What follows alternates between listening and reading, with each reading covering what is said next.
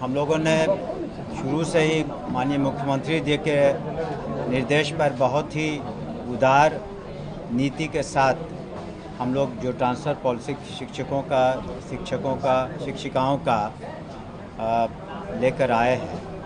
पहली बात तो सभी को संतुष्ट होना चाहिए कि इतनी नियुक्तियां 2.5 लाख के करीब 2,31,000 बीपीएससी के थ्रू डायरेक्ट नियुक्तियां हुई। उसके अतिरिक्त जो प्रधानाध्यापक है करीब 6,000 से ऊपर हुई। प्रधान शिक्षक हैं उनकी 33-34 हज़ार से ऊपर हुई, उनकी भी अभी पोस्टिंग्स होनी है। तो और 2.5 लाख से ऊपर जो शिक्षकों को जो पंचायती राज व्यवस्था से आए थे उन सभी को सरकारी सेवक बनाया गया। तो इतनी उदारता के साथ अब करीब 6 लाख शिक्षक हो गए सभी प्रकार के। तो इनका ट्रांसफ़र नीति आसान नहीं है 6 लाख का, फिर भी हम लोगों ने उदारपूर्वक करीब 65,000 से ऊपर करीब 70,000 हो चुका है। और उसमें हम लोगों ने प्राथमिकता दी है जो बीमार थे कैंसर या असाध्य रोगों से और जो महिलाएं थीं, और साथ ही साथ अगले चरण में जो म्यूचुअल ट्रांसफ़र चाहते हैं उनका भी हम लोग टेकअप करेंगे।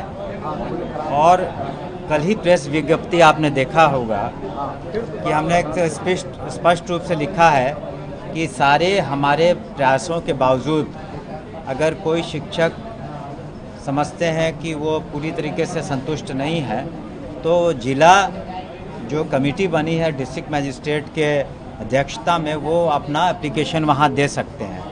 और ज़िले के अंदर का मामला होगा तो डिस्ट्रिक्ट मजिस्ट्रेट और उनकी कमेटी इसका निदान करेगी।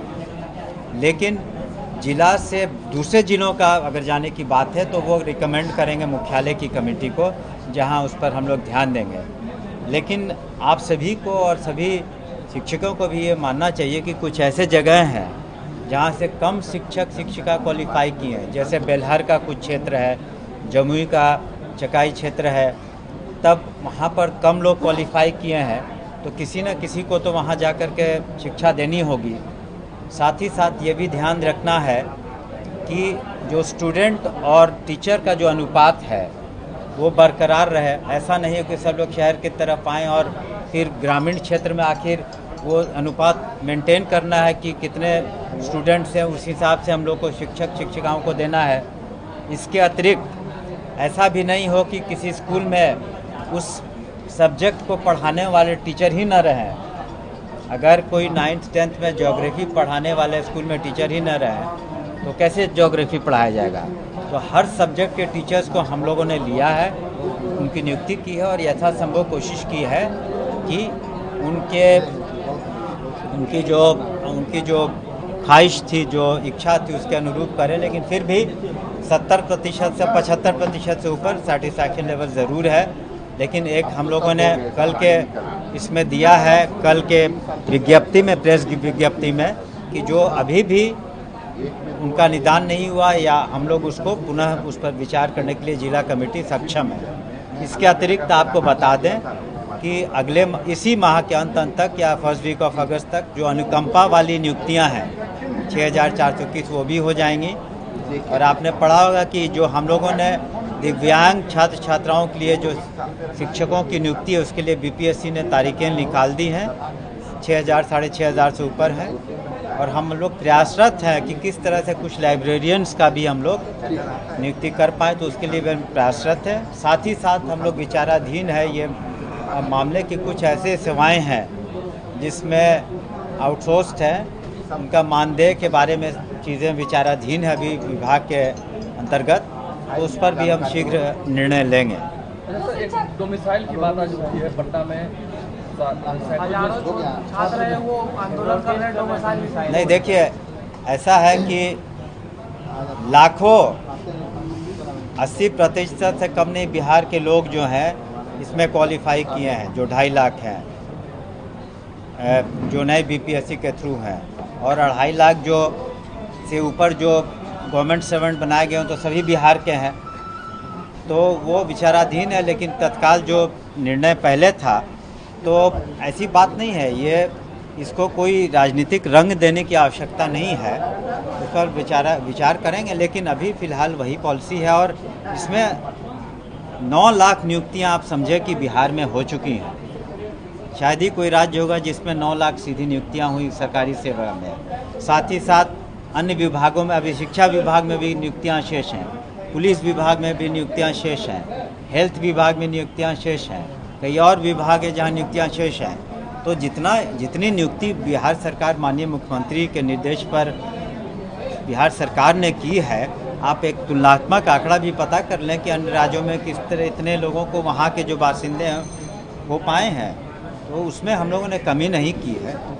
अगर जो अदर राज्य वहाँ डोमिसाइल की लागू बिहार में नहीं, बिहार में सोच समझ के जो निर्णय लिए गए थे पूर्व में। विपक्ष नेता चुनाव है, आपको लगता है इससे आपको घाटा होगा? नहीं जी नहीं, जितना रोजगार, जितना जो चुनाव होते हैं उसमें बहुत सारे मुद्दे होते हैं। जिस तरह से विकास, रोड, शिक्षा, स्वास्थ्य, बिजली, पानी, सड़क, जिस तरह से केंद्र सरकार ने सहायता की और जिस तरह से राज्य सरकार ने माननीय मुख्यमंत्री के नेतृत्व में जितने काम किए हैं वह अभूतपूर्व हैं। तो सभी को सोच करके मेरे ही क्षेत्र में ले लीजिए, यहाँ से पहले जाने में 14-15 घंटे लगते थे 2005 के पूर्व, आज 3.5 घंटे में आप पहुँच जाते हैं।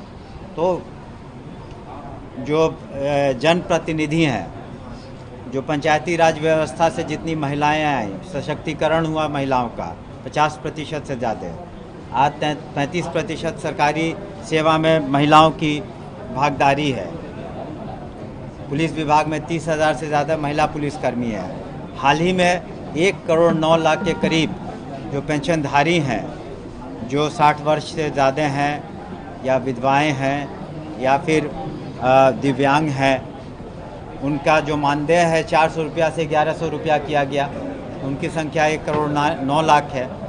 तो सभी को, समाज के हर वर्ग को राहत दी गई है। आप शिक्षा विभाग ले लें, जितना हम लोग साइकिल योजना, पोशाक योजना, जो मुख्यमंत्री जो प्रोत्साहन योजना, मैट्रिकुलेशन, ग्रेजुएशन, इंटर करने पर देते हैं, तो वो 20 करोड़ से ज़्यादा की राशि है।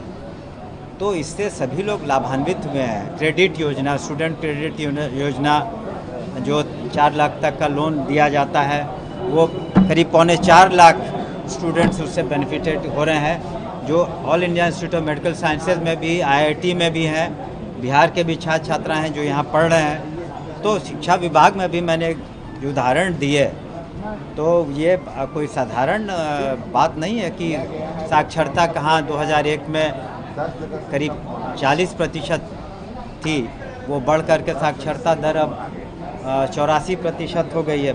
महिलाओं की जो साक्षरता थी करीब 34%, वो बढ़ कर के 75% हो गई है। तो हर क्षेत्र में विकास हुआ है। तो निश्चित रूप से मतदाता और हमारे पूरा यकीन है कि माननीय मुख्यमंत्री के नेतृत्व में जो NDA की सरकार है उसकी प्रचंड बहुमत से वापसी होगी। मंत्री जी, आप बात कर रहे हैं विकास की, विपक्ष से ऐसे आरोप आप लोग को लगा रहे थे 20 सालों में NDA सरकार ने कुछ नहीं किया, चौपट कर दिया। आपको जो उदाहरण दिए हमने अभी, सभी का आंकड़ों के साथ मैंने उदाहरण दिया। तो समाज के हर वर्ग के लिए, चाहे वंचित वर्ग हो, पिछड़ा हो, अति पिछड़ा हो, सामान्य वर्ग हो, सभी के लिए जितना काम किया गया वो अपने आप में एक मिसाल है। बिहार की पूरी लाखों युवाओं की तकदीर बदली है, एक नई दिशा मिली है बिहार को। जहाँ तक विपक्ष का सवाल है, तो चुनाव के पहले लोग तरह तरह की बातें करते हैं, आरोप लगाते हैं। मौका सभी को मिला था पूर्व में। आप खुद ही तुलनात्मक अपने दृष्टि से देख लें, और जनता तो निश्चित रूप से तुलनात्मक दृष्टि से देखेगी कि माननीय मुख्यमंत्री जी के कार्यकाल में किस तरह का विकास हुआ है। और निश्चित रूप से विकास पुरुष इसलिए उन्हें कहा जाता है। और हमने जैसे कहा, हम लोग भी अपने क्षेत्र के अलावे पूरे बिहार में घूम रहे हैं, जहाँ भी जाते हैं तो जनसमूह हमारे पक्ष में है, NDA के पक्ष में है। और माननीय मुख्यमंत्री जी की नेतृत्व वाली NDA सरकार की पुनः वापसी होगी अच्छे बहुमत के साथ। 5 साल में पलायन होता है और हमको 5 साल में मात्र 20 महीना। देखिए, आप एक मुद्दा को लेकर के उस पर सरकारें बनती और गिरती नहीं है। मुद्दा एक आप पलायन का कर रहे हैं, तो क्या बिहार के लोग अन्य जगहों पे जाने के लिए स्वतंत्र हैं, लेकिन जिस तरह से रोज़गार की व्यवस्था की जा रही है, और अब आप देखेंगे उद्योगीकरण की भी व्यवस्था पहले से ज़्यादा हो रही है। आपने चनपटिया में देखा होगा किस तरह से वहाँ पर उद्योगीकरण से लोगों को फ़ायदा हुआ है, तो उसमें हम लोग कमी नहीं कर रहे हैं। उद्योगीकरण में भी निश्चित रूप से सुधार हो रहा। आने वाले दिनों में जो औद्योगिक नीति है, जो यहाँ पर बिहार में और अन्य राज्यों में जो उद्योग विभाग ने जो मेमोरेंडम ऑफ अंडरस्टैंडिंग की है, उससे निश्चित रूप से उद्योग को भी बढ़ावा मिलेगा। तो चुनाव आयोग निर्णय करेगा ना कि कब, लेकिन निश्चित रूप से चूँकि अंतिम प्रकाशन के बाद ही, जो सितंबर अंत में अंतिम प्रकाशन हो रहा है, उसके बाद ही होगा। बहुत लोग आएंगे बिहार लौटेंगे, क्या लगता है परेशानी में? देखिए, वो लोग तो जो भी लौटेंगे वो तो देखेंगे बदलते हुए और बदले हुए बिहार की तस्वीर, तो निश्चित रूप से एनडीए का साथ देंगे।